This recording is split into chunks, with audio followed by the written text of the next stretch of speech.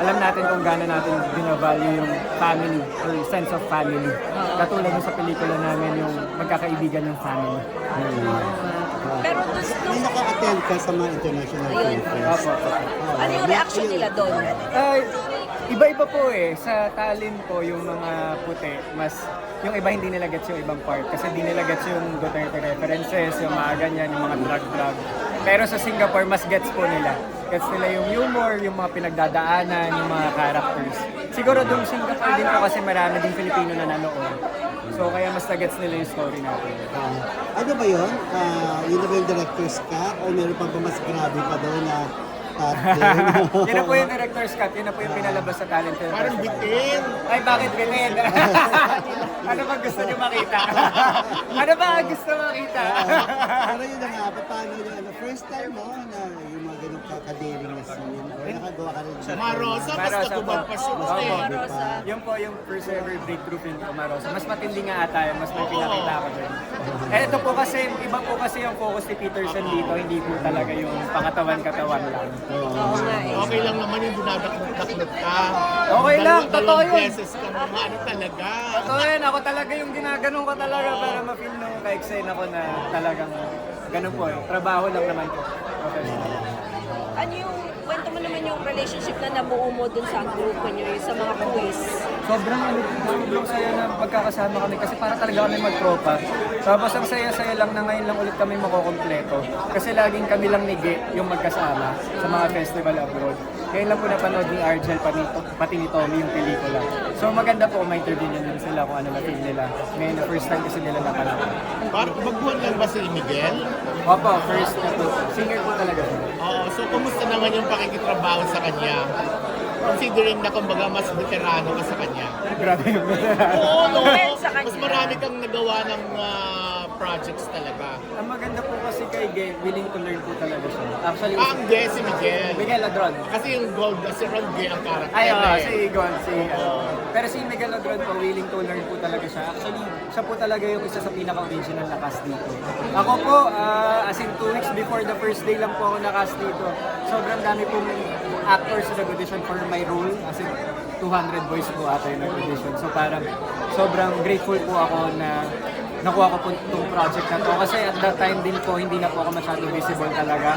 Nagulat po ako na pinatawag ako ni Peter Sen, pati ni Sir Allen na itry mo itong basahin. Tapos hindi po ako nag-expect na makukuha ko talaga to. Kasi alam ko po kung sino yung original na nasa role ko dapat. So kala ko hindi po talaga yun yung in-audition ko siya. So bali first film mo to na parang ikaw talaga yung bida? Opo. First. So parang pinakamalaking movie mo na to? Opo. First day. Kaya grabe yung pressure. Yung, lalo na nung first day, second day, grabe yung kaba ko. Sa shooting, Sa shooting po. Kasi iba po pala feeling ng bida kasi lagi kang nakasalang. Dati sanay ako support. Tambay ka muna dyan sa standby area. Tapos dalawang eksena ka lang. Wala Salang. pressure. Opo. Ngayon po na ikaw lagi nakasalang, talagang aaralin mo yung script mo. Dapat attentive ka. Buong araw ka talaga magtatrabaho. Paano preparation ni Direk sa inyo? May workshop pa ba or kinausap muna kayo paano? Para nabuo yung parang ganong ka-close. In fairness po kay Direk P, nagpa-workshop po sila sa amin. Around 2 days po. Full day sa aming magkakaibigan. Full day po kami magkakasama para mabuild lang yung rapport namin. Tapos during the shoot naman po, actually ang style ni Direk P, sa first take, kami po bahala. Kami po bahala kung ano pagkakaintindi namin sa eksena, kung ano yung interpretation na dyan. Sa second take po, dun lang po siya mag-notes. Ganito, feeling ko ganito na imagine ko dun. Tapos dun na lang po kami mag-a-adjust. Anong feeling mo na ito? Kumbaga sold out yung 3 screenings niya dito sa Film Fest. Nagkaubusan na talaga ng tickets. Ay, alam niyo, sa totoo lang, nagulat ako na sold out. Kasi alam ko po yung tema ng pelikula namin. Hindi po pang masa to eh. Masyado pong may pagka-art house yung pelikula namin. Pero sobrang nakakagulat na sold out, na maraming gustong manood. Tapos ang ganda rin na grabe yung mga magagaling na director mga nandito, mga artista po nandito. Kaya nakakakilig po. Tapos kahit si Ma'am Dali, binati ako. Alam mo yung iba yung kilig nun. Dali dala yun. Binati ko, ang galing mo. So parang ibang fulfillment po yun para sa amin. Okay. Thank you. Thank you po. Okay, thank you. Thank you po. Congrats! O sino ba sisikahin niyo? So, paano feeling mo dun sa mga nakuha ang response sa'yo ng mga tao, sa mga feedback? Anong nakarating sa'yo? So far, wala pa namang sobrang nasusuka sa performance ko. I think in general, people have been very kind and nice. But I'm just happy to have had the opportunity to even do this. Kumusta yung pag-direct sa inyo? Mahirap ba yung dahil sa bansa? Bigyan nilang take yung kissing scene niya. Ilang take yung kissing scene, yung mismong kissing part. Yeah, Hindi yung ko na diba? mabilang eh. Ah? I don't know, I don't remember. Kasi Ilang beses itong I kinunan? actually don't remember. Kasi we had rehearsals. Rehearsals first. Kasi ano yun eh, it looks really comfortable pero those rocks. So like pag uwi namin, medyo pasak-pasak kami sa likod and everything. Gulong-gulong kami dun sa talahiban.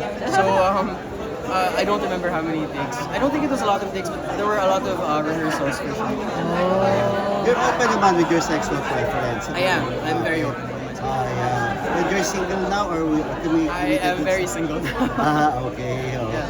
So, kamusta sa madali? Medyo madali sa'yo to para mo matawid yung mga scenes. Yeah. I think it just comes to like internalizing your character and understanding how important this connection between Zion and Uno is. I think John also did a really great job with that. And it has little to do with sexuality.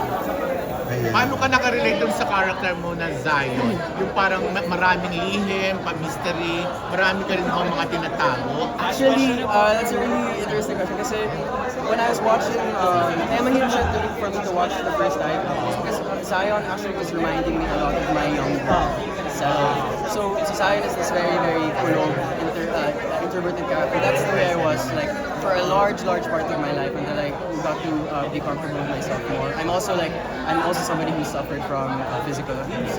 So I kind of like drew from a lot of those experiences to kind of form Zion's mannerisms, his physicality, because Zion is an orphan child who was with abuse by Did the abuse also come from someone you're close to you? somebody close to me, but not my family.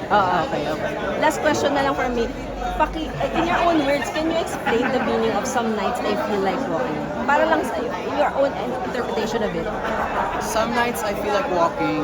I think I would say it's a statement of I have a story, and let's keep it rolling. Traveling. Yeah, because these boys, they cannot go back to where they came from.